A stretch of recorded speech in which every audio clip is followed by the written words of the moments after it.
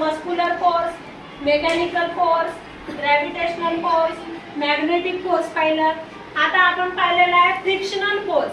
Frictional म्हणजे घासत जातो, जसं ट्रेन रुळावरून घासत जाते चाक, तो सुद्धा काय झाला सांगा लवकर, फ्रिक्शनल फोर्स.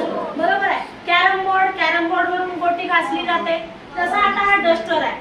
हा डस्टर आहे, मी याला येतं असं फेकत जाईल का, असं कोणता फोर्स झाला तो, फ्रिक्शनल फोर्स. हा गोटा आहे, जसा हा बघा गोटा, त्या गोट्याला मी असं फेकलं, याला असं घर्षण, असं कोणता फोर्स झाला तो, फ्रिक्शनल फोर्स. आता जसं पावसाळ्यामध्ये आपण पूर्ण चिखल असतो, तर त्या चिखलावरून एखाद्या घसरून जातो आपण, म्हणजे काय होतं, घर्षण होते, असं घासल्या जाते, म्हणजेच तो कोणता फोर्स झाला रे, फ्रिक्शनल फोर्स. आता तू असा हा झाला, हा तिकडून जोरात धावत आला समजा, हा हळू पडून दाखवण्याची प्रोसिजर करे.